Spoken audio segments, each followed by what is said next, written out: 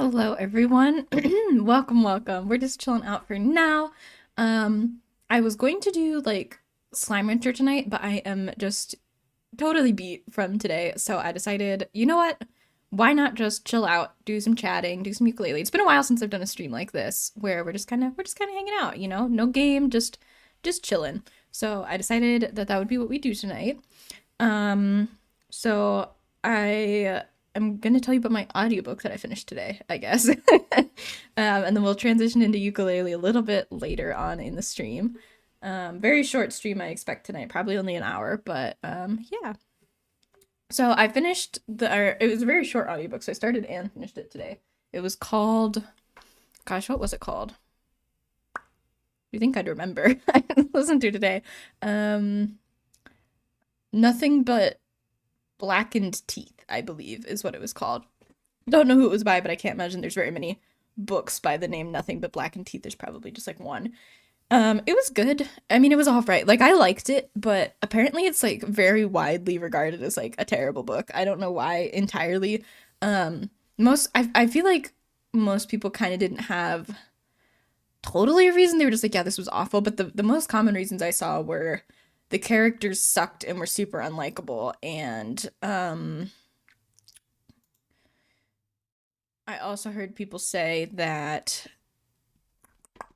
there was too much like too many metaphors and similes and such, and not enough like of literally anything else. So the and it like took away from it, which I kind of agree with. I still liked it. So it's about like just to give you the concept, it's about a group of friends who I believe I was a little confused along the way. There were a lot of Japanese words in it that I didn't fully understand, but it's about a group of friends who get together for like literally five people who get together for their friend's wedding. And the girl whose name's like Tanya or something, she's like always wanted to get married in a haunted house. So their rich friend Philip books this like haunted mansion basically. And they're like, we're gonna go there, we're gonna like be spooked by ghosts, and then we're gonna get married in this haunted house. Hello, Ready Singular player. How are you today? Good to see you. We're doing some chatting and chilling out today. I was gonna play Slime Rancher, but I was very tired and had a long day at work. So I was like, I'll tell you about my audiobook. We'll do some ukulele and we'll be done for the night. But I'll be live again tomorrow with hopefully more energy and things going on. But I hope you're well. I hope you're having a good day. So yeah, I was saying I finished what was it called? I keep forgetting the name of this stupid book. It was very short. It was like a 3 hour audiobook, which I think a typical like audiobook length is like between 8 and 13 hours. I feel like anything more than 13 hours, and that's like really, really quite long for an audiobook, and anything less than like 8 hours is kind of like that's a bit short. But it was called Nothing But Blackened Teeth. So it was 3 hours, a very short audiobook. I listened to it while I was at work because I didn't have anything going on at work. And a lot of people, I thought it was all right. A lot of people apparently really, really hate this. It's like a very widely hated book. Some people even, I was like looking at reviews of it after, and some people even said they had no idea how the book got published in the state that it was in. They were like, this is like a first draft. This isn't a book. This is like completely unfinished. It is a strange title. Yeah. So it comes from, there'll probably be spoilers in my talk of this, but apparently it's not a very good book. So it doesn't, I suppose it doesn't matter much. It's the ghost in the book has blackened teeth. Like she has like her mouth and everything is just like black, like ink almost. And also the last line in the book is nothing but blackened teeth. I don't remember in what context, but it was something about like seeing the ghost and seeing my her own mouth in the mirror and seeing nothing but blackened teeth there. But yeah, it was okay. It was, I was listening to it at work, so like I feel like I probably thought it was better than it actually was because I was bored at work. But it's about this group of five friends, two of whom are engaged and are getting married, and they all go to this like haunted house because the fiance Tanya wants to get married in a haunted house for some reason, which is like I like horror, but I would not want to get married in a haunted house. I want to get married like anywhere but a haunted house probably. Like it's this old dilapidated like falling apart rotting bug infested mansion. I'm like, I would not want to get married there. I wouldn't even want to set foot in there. Like what if the place freaking comes down on my head? But they go there, and The main character, I guess, is kind of unstable. I don't know exactly, which I think is kind of what people were saying about like the characters not being super likable or not feeling very fleshed out, which I kind of thought was intentional. But if it wasn't intentional, then it's definitely like a point against the book. But yeah, it was. So the characters go there. Hey, look at this dilapidated asylum. Let's have our wedding vows here. What could possibly go wrong? Exactly. Exactly. Literally, that's exactly what happens. They're like, because I think they like specifically picked it as like, oh, it's this super haunted house in Japan, and we're gonna get married here and be all cute. And then they like at one point they find this dead girl's wedding dress and put it on and are like, we'll get married in the dead girl's wedding dress. And I'm like, what the heck? You know, like, I think that's what's implied, anyways, that they found like this dead woman's wedding dress. Even though so the concept of the house is that there was a bride who was going to get married there. It was like a family estate type thing. And her groom died on the way. And she was like, okay, well, I told him I'd wait for him, so I guess bury me in the house's foundation. So they did.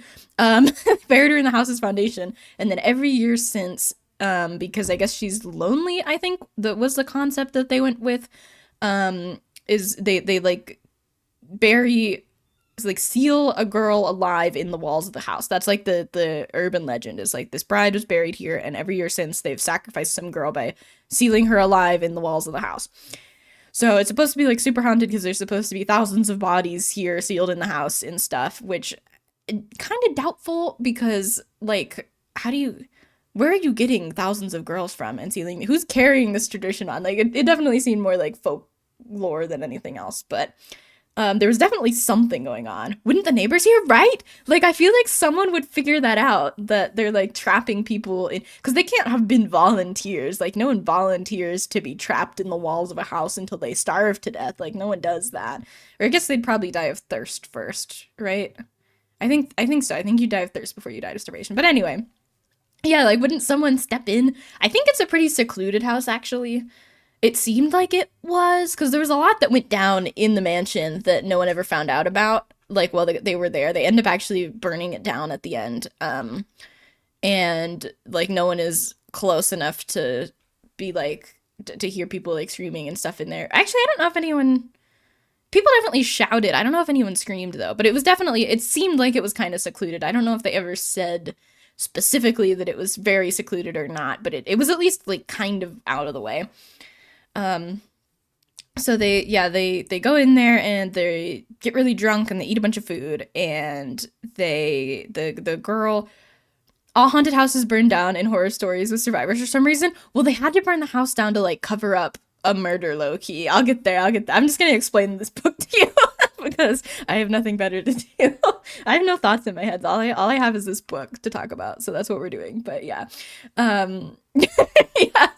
So that's why they burned it down. They burned it down like intentionally because someone got murdered, and they decided to cover up the murder by like burning it and being like, "Oh no, he died in the fire. How could this have happened? It was because we were so drunk," and everyone buys it for whatever reason. So yeah, they decide to play this game where it's supposed to be like some traditional Japanese thing. I doubt if it.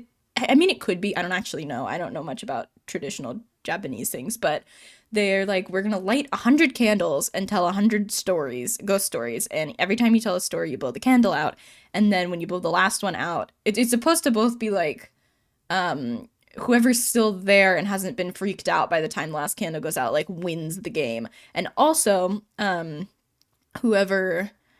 whenever you blow the last candle out, it creates like this atmosphere for spirits to be invited into and makes them feel welcome. So that was like the concept. So they do that. They tell their stories. They're on, which 100 is a lot of stories. I would run out of stories after like the third candle.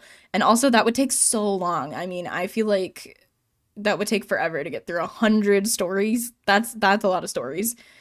College party things, yeah, for real. I think they're in their 20s. It did say they're like early or mid 20s, somewhere in there.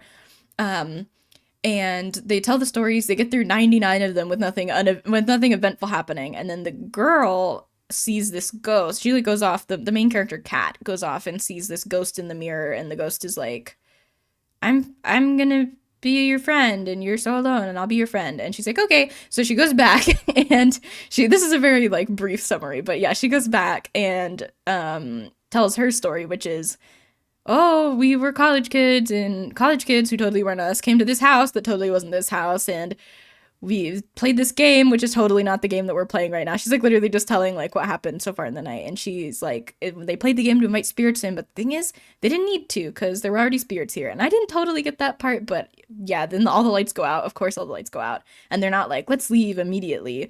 They're like, let's go investigate. So the bride girl, Tanya, runs off, and her fiance and their friend Philip follow.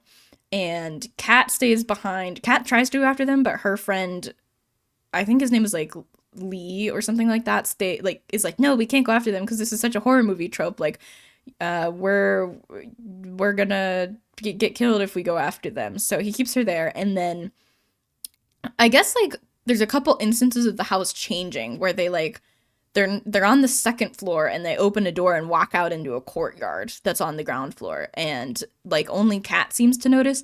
But it's also an instance of an unreliable narrator because Kat reacts to a lot of things that the other characters aren't reacting to, or she describes like all these ghosts in the walls that she can see that no one else is even looking at. And it's so there are some things that they see, like they all see the main ghost together at one point, but she sees a lot of like little things, like no one else mentions that they were on the second floor and step out into a courtyard.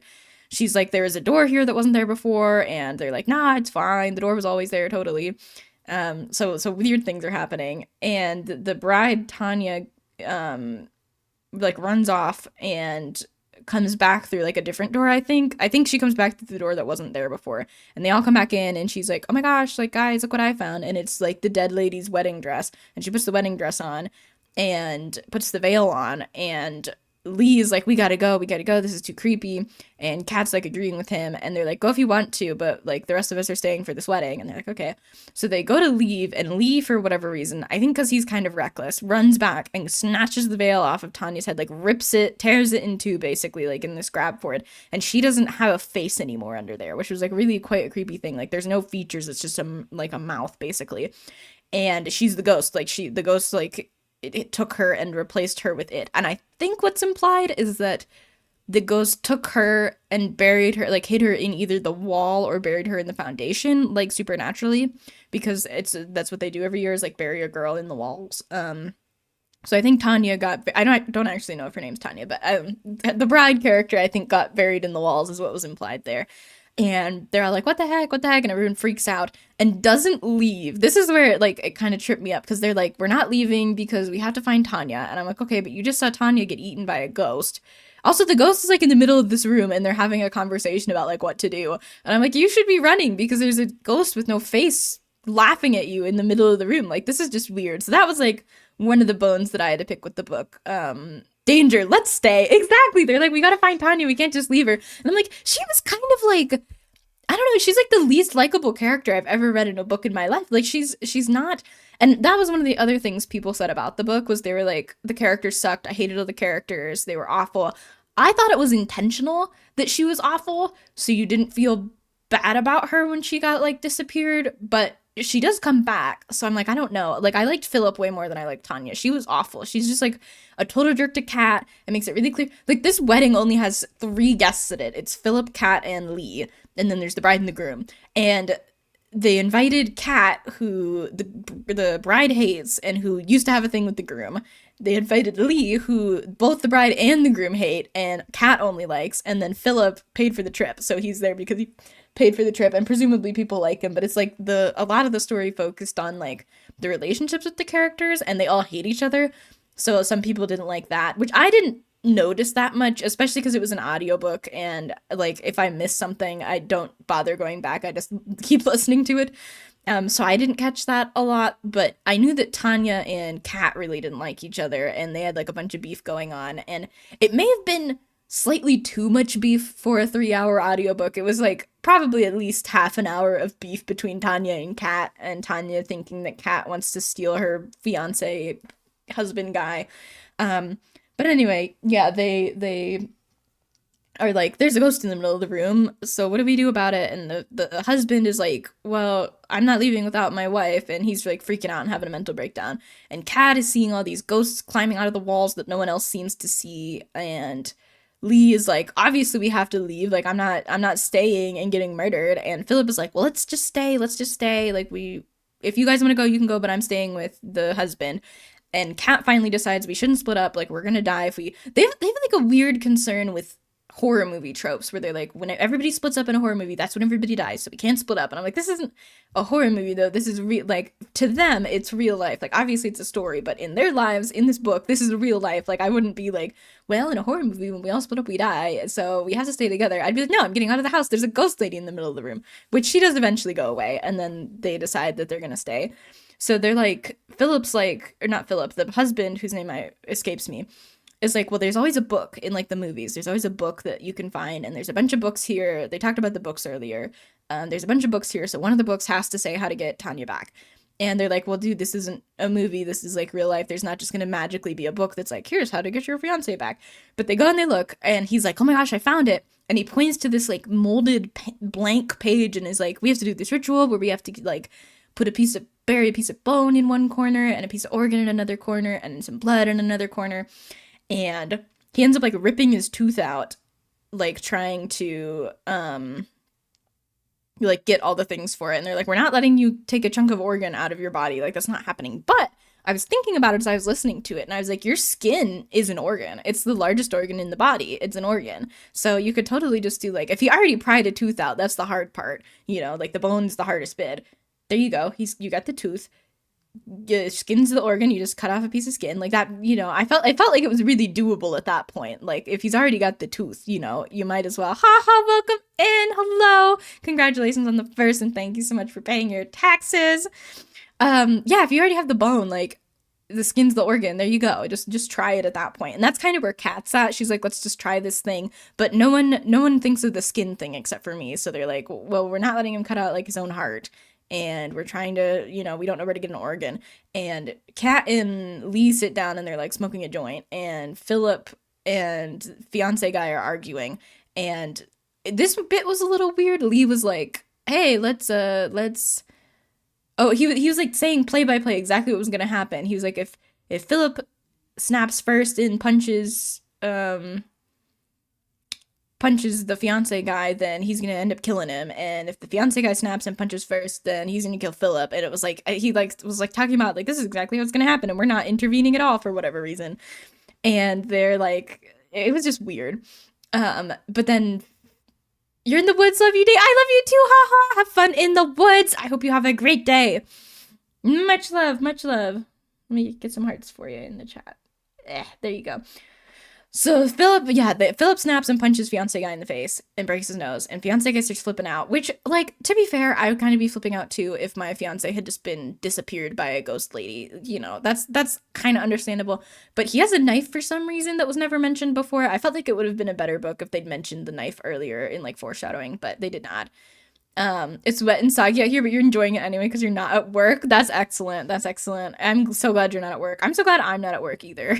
I'm very glad to be home. So Philip, or fiance guy, whose name I still don't remember, stabs Philip and like basically just kind of cuts his stomach open. So there's lots of organs happening.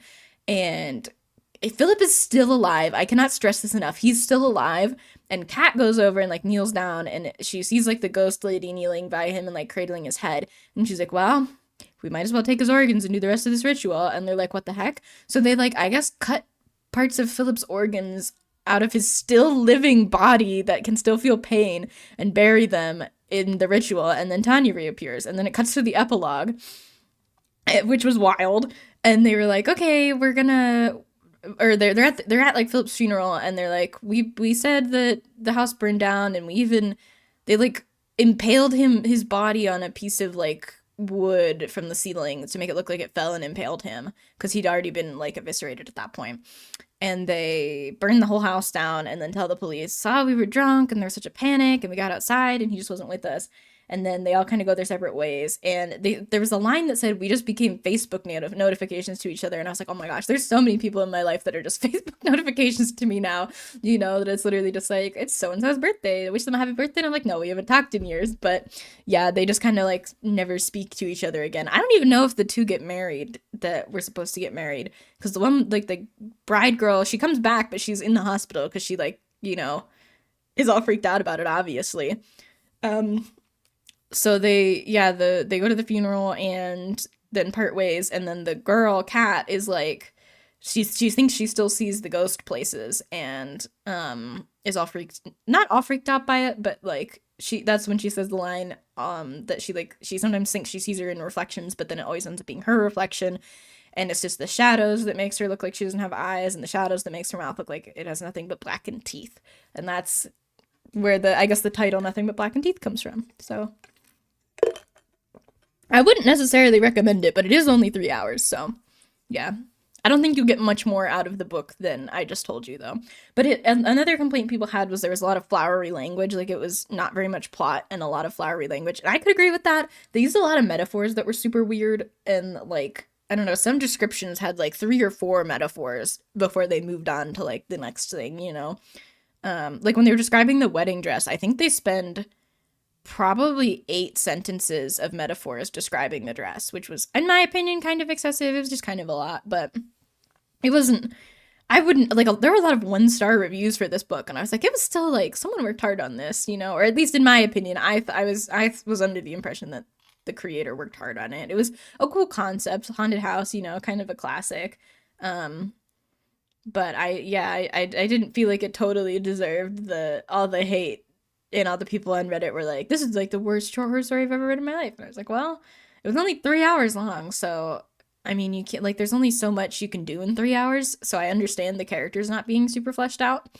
It's 3 hours, you know, you don't have a whole lot of room to oops, I accidentally turned that on. You don't have a whole lot of, like, room to flesh out characters in 3 hours, but they could have devoted more time to, like, making the characters seem likable as opposed to just, like, I don't know, describing things. But it wasn't bad. I gave it 5 stars because I didn't have any major beef with it, other than the characters kind of, in my opinion, they reacted unrealistically to everything going on, because they were just kind of chilling with that, like, lady in the middle of the room, and, you know, they were like, well, all right, Philip's dead, we might as well bury his organs, you know, like, all of that stuff was weird. And to me, it wasn't how I thought I would react, but I did not in that situation, so I don't really know, you know. But yeah, that was the book. And that was my day mostly. I got up today and went to work. I slept like 10 and a half hours. I was so tired. I've been so tired lately because I have all my 8 a.m. classes again. And I am always staying up a little too late and then having trouble falling asleep. And then I wake up super early and I don't want to get out of bed. And I've slept 6 hours and I get up and go to class and then I'm tired. And so I was like, I'm just going to sleep until like 11 because I have to be at work at 12. And I slept until 11, went to work at 12. I was almost late. I was running very late today, but I did not end up being late. Got to work, did some actual work because there were people there for a while. They were taking some sort of test. And I was like, I don't want to play like a very inappropriate, because it had a lot of swear words in it, like this very swear heavy gory audiobook while there's people like trying to take a test down here. So I did actual work for a couple hours and then did like computer work for the rest while I listened to my audiobook, which may have been why I got confused at some parts, because I may have been working on something and like not there were definitely a couple times where I had to rewind because I hadn't had my attention on the audiobook and something was happening and I was like, oh wait, I was in Canva, I wasn't paying attention, you know. But I thought 4 stars would have been fine, 3 stars maybe, even if you had like real big problems with it. But I feel like I wouldn't give a book that I finished 1 star, because I at least finished it, you know. Like if it wasn't so bad that I didn't read it the whole way through, then I would probably not give it anything less than 3 stars.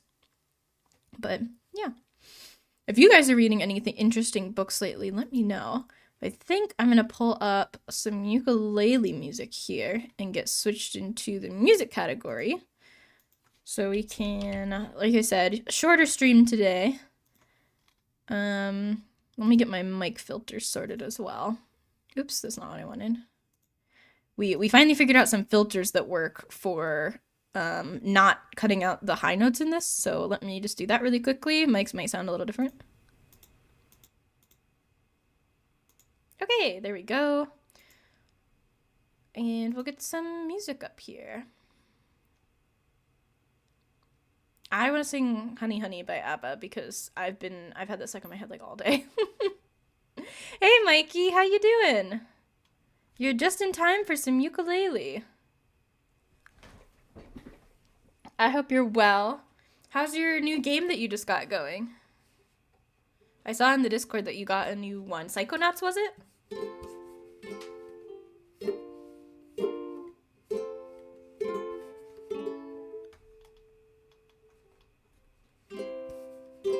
Haven't played it yet. I think that Diane actually said she thought I would like that one. I'm not 100% sure. You're still on Metal Gear Solid 5. Gotcha. Is there a Metal Gear Solid 1 through 4? I feel like I've only ever heard people talk about Metal Gear Solid 5.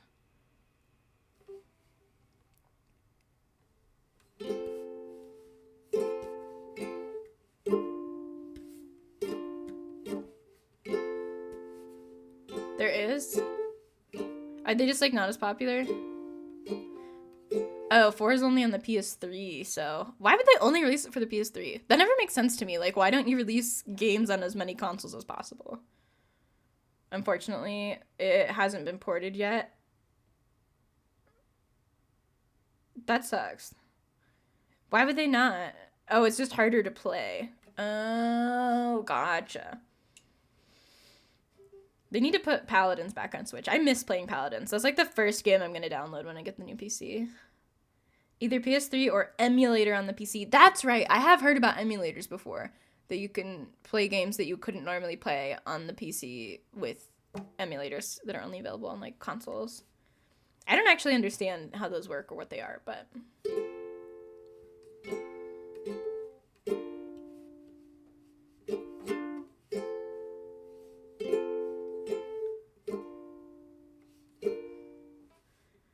Hopefully, when it gets ported, I'll definitely buy it. Yeah.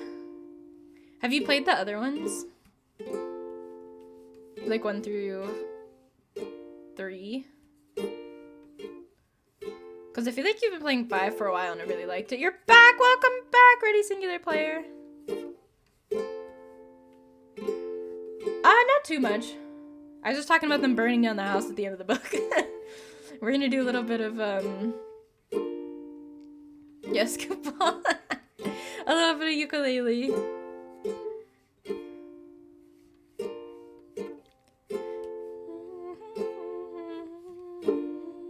You've beaten 1, 2, and 3. What about 5? You're still working on it? Is it a long game?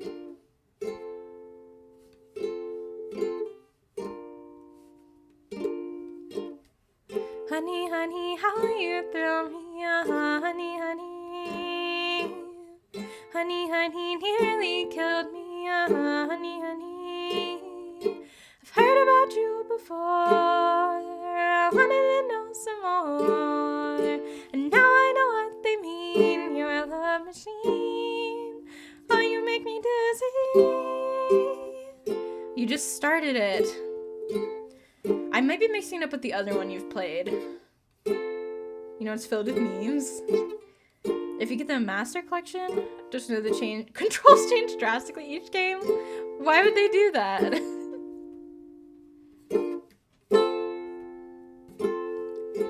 That's so mean.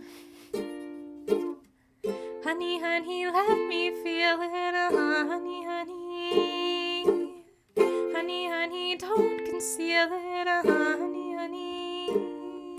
The way that you kiss goodnight, the way that you hold me tight, I feel like I wanna sing when you do your thing.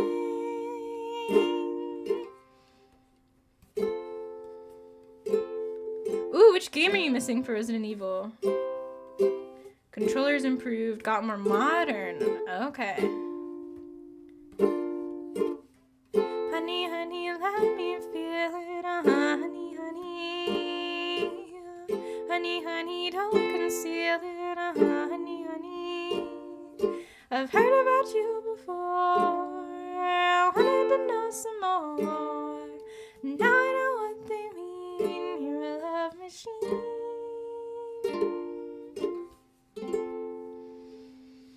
The 4th is actually one of the very few that I own. Should I continue playing demo or should I do some scratch? Ooh, do some scratched mirror. Do some scratched mirror. I love scratched mirror. Like, as a concept. I don't like when people do it to me, though, because it's scary. The 4th is like one of the... I've only played the 4th and the 5th original Resident Evil game, so it's interesting that that's like the one you're missing. Awesome. Let me know how it goes.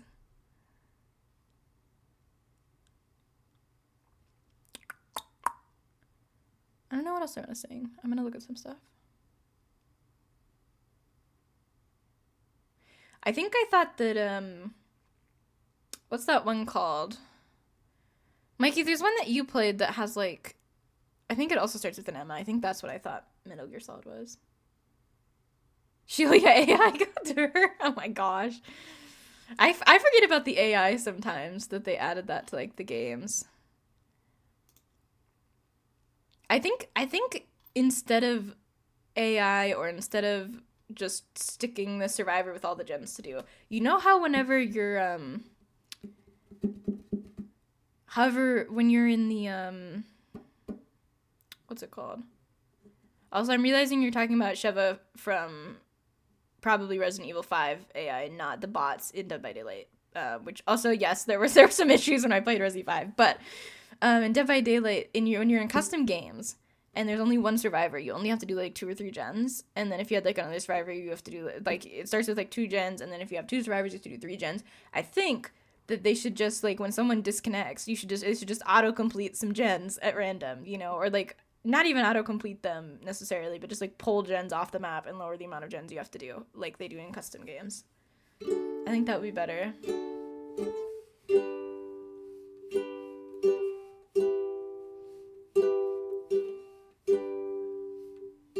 Yeah, I remember the Wesker fight with, like when Jill shows up, where he's like, you have 7 minutes, and you either have to like run for 7 minutes, or you have to fight him enough so that he leaves. And I never figured out you could fight him. I never figured out the like stun him around the corner thing. In fact, he kind of bugged out and like stopped chasing me. So I was just kind of chilling for 7 minutes in like a corner. That's a terrible idea. Just have a second account with you and your other 2 teammates. Oh, get low, leave on the other account. Yeah, that's true. You could kind of farm like that. You didn't realize there was a timer, so you just mag dumped. That's funny.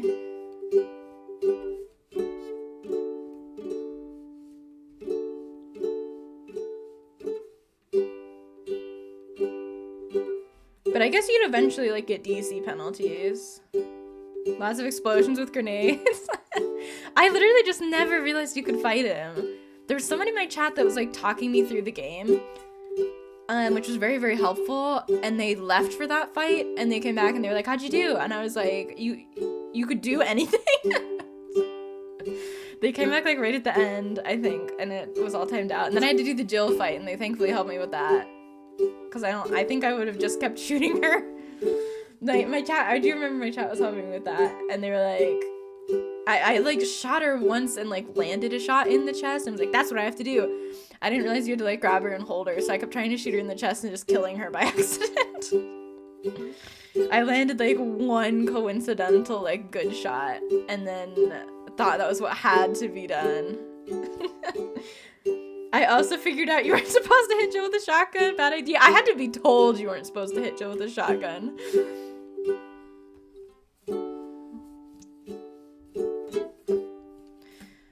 I did not figure it out on my own. That playthrough's on my YouTube if anyone's interested. It was a wild ride. Your game loaded. Awesome! Have fun! Woo! Needless to say, I keep it in check. She was all bad, but nevertheless, mine it quits now. Baby, I'm a wreck. Crash in my place, baby, you're a wreck. Needless to say, I keep her in check. She was all bad, but nevertheless, mine it quits now. Baby, I'm a wreck.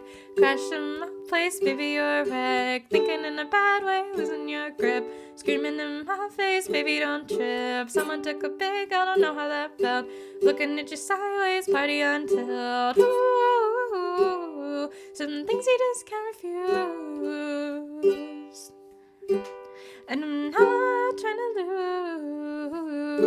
lose. And then you're left in the dust, unless I stuck by you. You're a sunflower. Think you'll ever be too much. or you'll be left in the dust. Unless I stuck by ya. You're the sunflower. You're the sunflower. Scratch mirror time. Woo!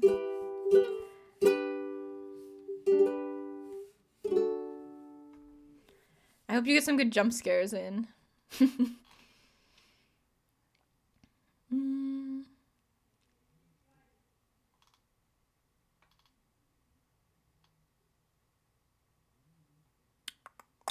You're good at jump scares? I love it.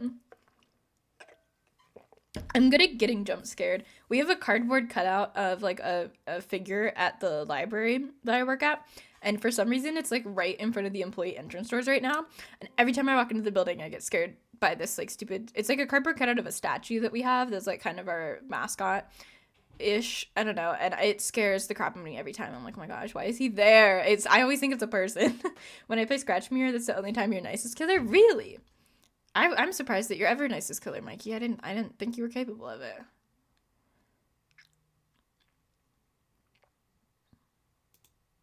I don't know which one of these is the one I normally play.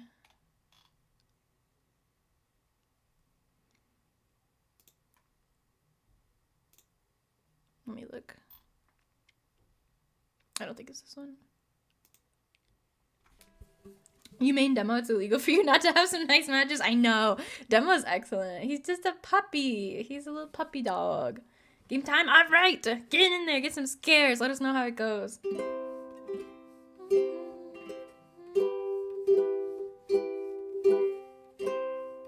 Why are you nice as Scratch Mirror?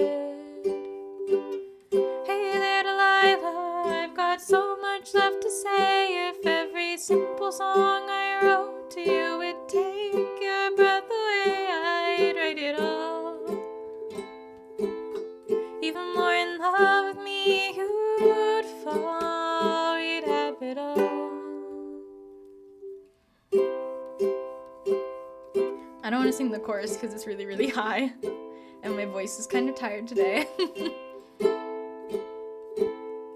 1,000 miles seems pretty far, but they've got planes and trains and cars. I'd walk to you if I had no other way. Our friends would all make fun of us and we'll just laugh along because we know that none of them have felt this way.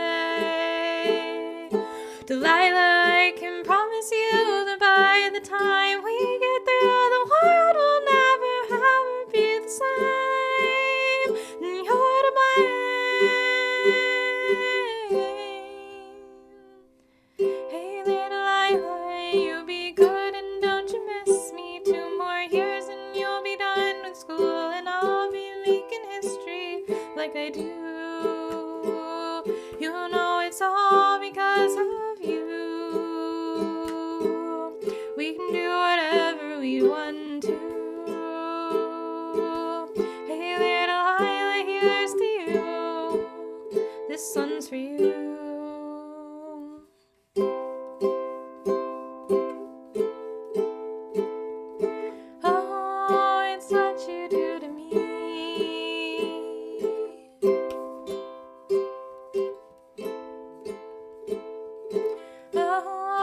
it's what you do to me, what you do to me. I don't do that one very often, but it is quite nice. It's just the chorus is so high. I have a hard time with it. That's why I skipped it. It's like, oh, it's what you do to me. The what is just too high. It's out of my range. So it's like, do I strain and do the note? It's the only note in like the song that I can't sing. So I feel like it's not worth it to toss the whole song out, you know? Because it's still really nice. And I do think I transposed it up and I also sing it up an octave, which doesn't help. Makes it a little harder.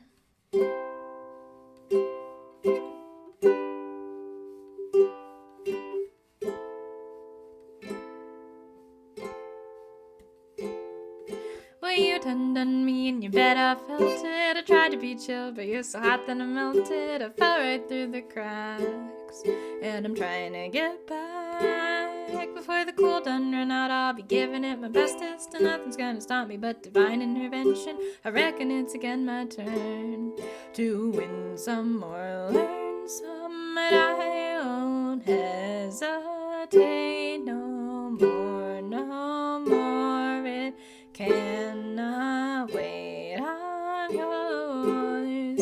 This song always gets me copyright claimed on YouTube.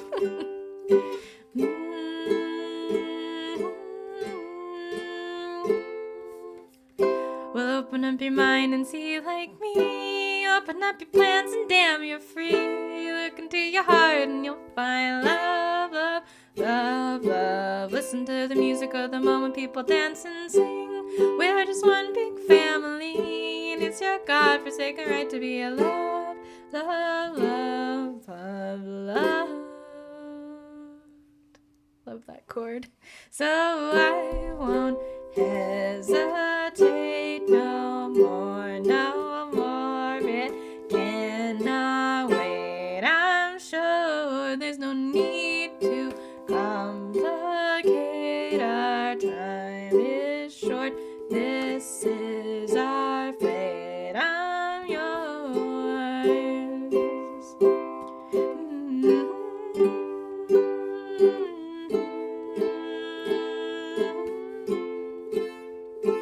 I've been spending way too long checking my tongue in the mirror and bending over backwards just to try to see clearer, but my breath fogged up the glass, so I drew a new face and I laughed.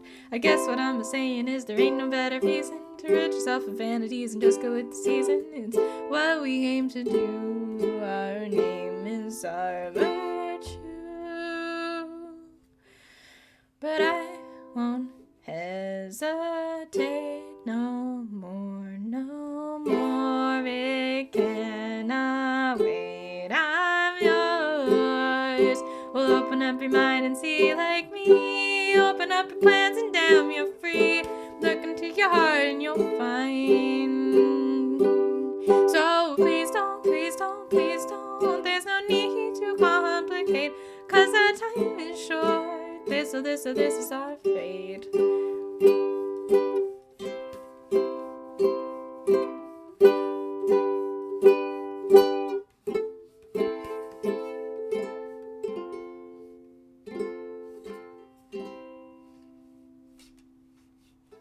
That's another one I used to do like all the time and then kind of stopped doing when I got into my like doty phase. But it is a really nice song. I feel like it's such a classic for ukulele though that sometimes I'm like, I don't want to do it. Like I don't want to do like Riptide because everyone knows Riptide. Also, Riptide's kind of hard. Yeah, not ideal. Oh, we used to do Royals all the time too, and I like never do that. I don't know, I just get stuck on like phases of songs that I really like, and I stop playing the old ones. And sometimes the old ones are kind of good. So this one only has 3 chords. And it, like, goes for... The chords that you go forever. They go forever. So it's like, there's nothing interesting happening in the ukulele.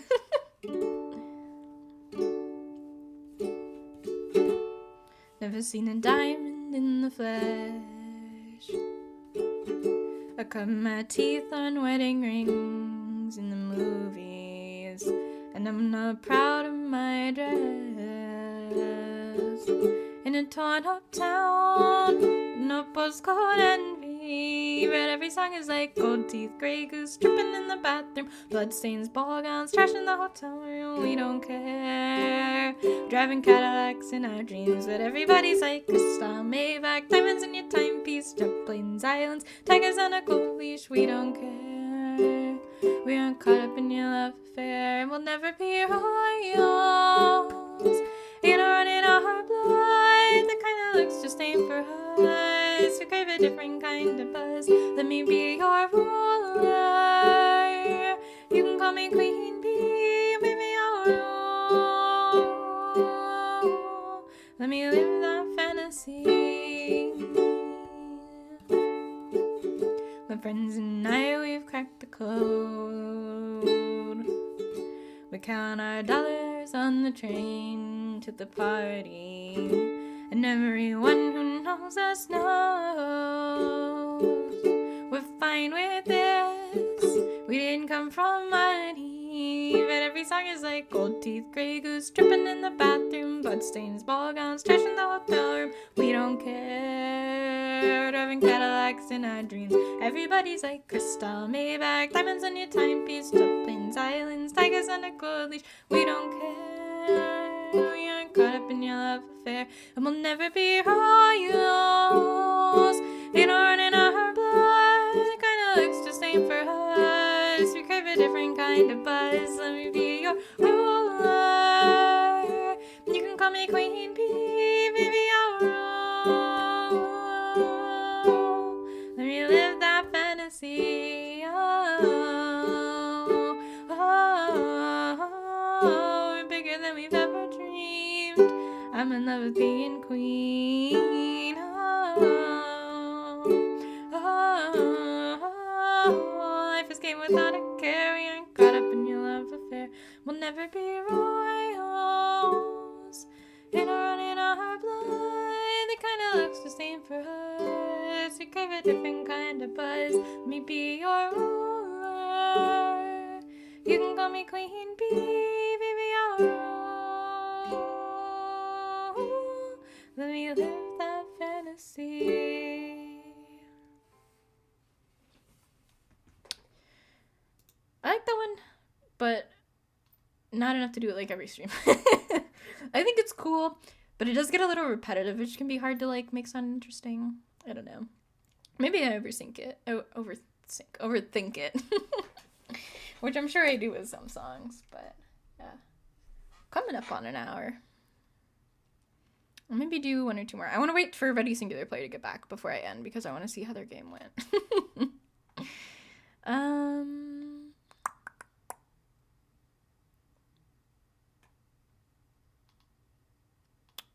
What else do I want to do?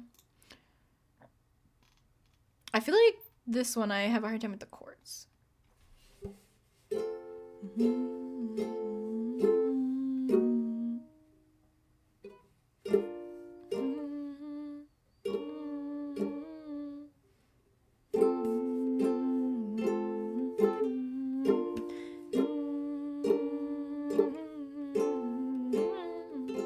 Okay, I'm gonna do this one, but be warned. 1, chords are very difficult. No judgment from you, chat. No judgment.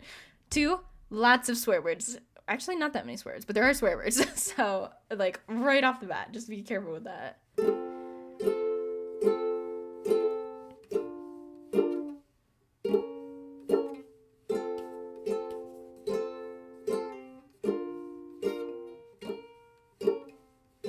I wanna be rich and I want lots of money. I don't care about clever, I don't care about funny. I want lots of clothes and a fuckload of diamonds. I hear people die while they're trying to find them. I'll take my clothes off and it'll be shameless, cause everyone knows that's just how you get famous.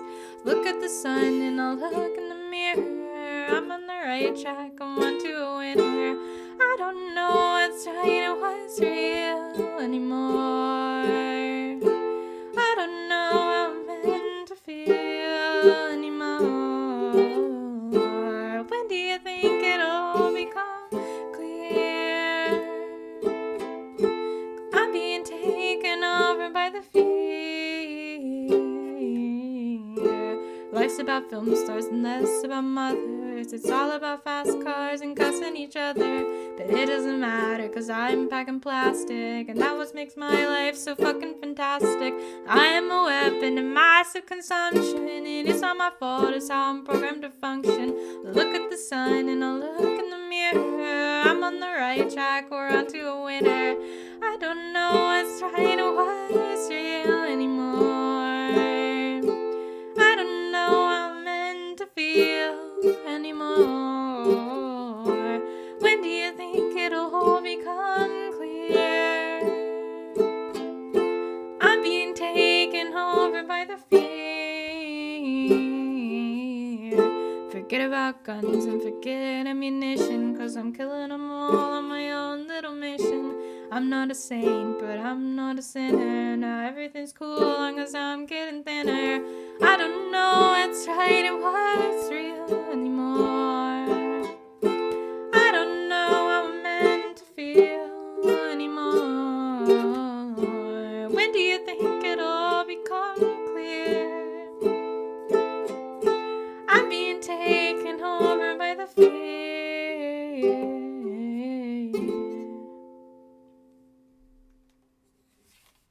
Yeah, I didn't do that bad with the chords. It's that B flat minor that gets me. And like maybe I could just leave on a B flat and like not switch, but when I don't switch, it just kind of feels hollow and empty. So I try to switch chords, but it doesn't always work out exactly the way I want it to. Let's see.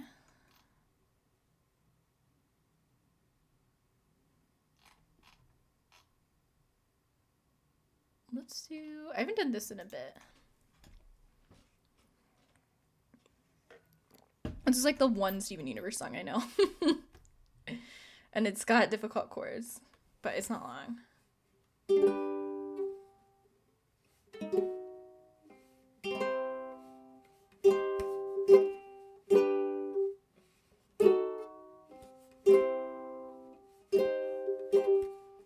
If you're evil and you're on the rise, you can count on the four of us taking you down. Cause we are good and evil never beats us. We'll win the fight and then go out for pizza.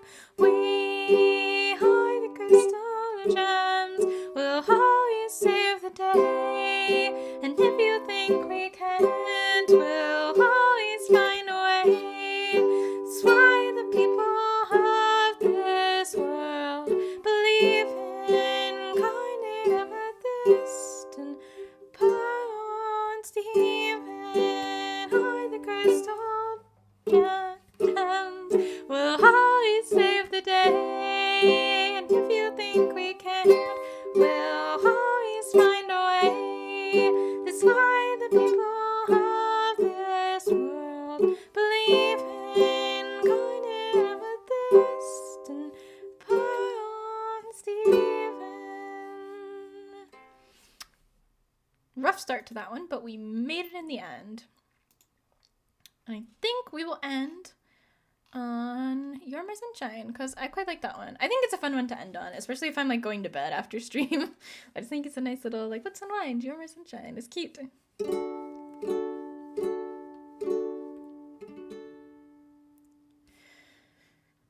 You are my sunshine, my only sunshine. You make me happy when skies are gray. You'll never know, dear, how much I love you.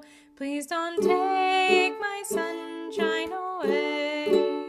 The other night, dear, as I lay sleeping, I dreamt I held you in my arms. But now that you're here, my dreams are waking, and I will keep you from all harm. You are my sunshine, my only sunshine. You make me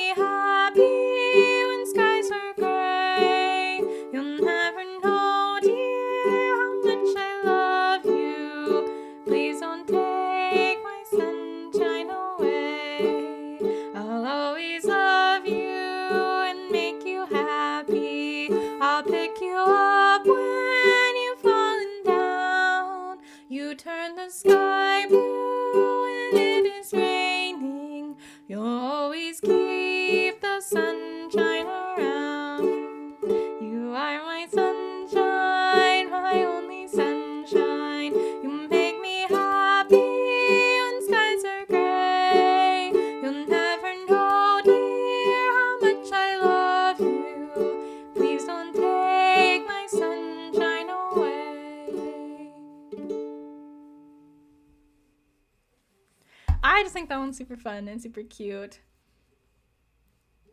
Had lots of fun. Yay! You're just in time.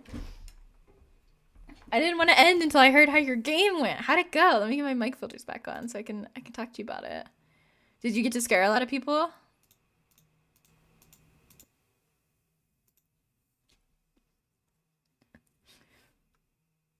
10,000 across 3 areas? Yeah, lots of scares. Awesome. Awesome. That is good to hear. I feel like Scratch Mirror Myers is like the best for jump scares. Like there's no better killer for jump scaring the survivors. It's just like you don't hear him coming, you don't see him coming, he's just there. He's just there now. Good luck, you know? Pig? Oh, Pig is pretty good for jump scares. That's true. Yeah, because she can kind of like do the run at you too. So you can like crouch around a corner and just go rah! Out the side. That's true. That's true. That is a close contender for best for jump scares. I will admit. Well, I'm glad your game went good. Did you end up being friendly? Did you get all 4? Like how'd it go? I mean, you had fun, so I guess that's the only thing that really matters. But I'm curious. I want to know. I hope it went good.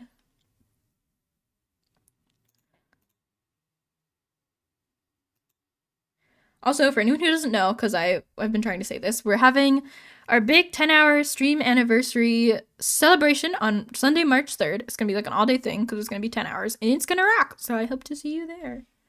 But yeah, pretty cool. I'm getting prepared for it.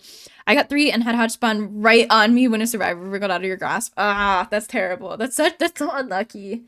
I feel like sometimes Hatch has like the worst spawn imaginable. You're like, I'll be fine as long as Hatch doesn't spawn like right there, and it spawns right there every time. Every time.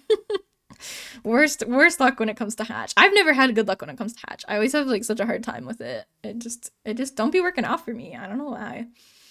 Hard time. Well, that counts. You know, that counts as 4. I can't like, you know. The last one getting out Hatch is not really like, you know, a loss in my book, but yeah. Well, awesome.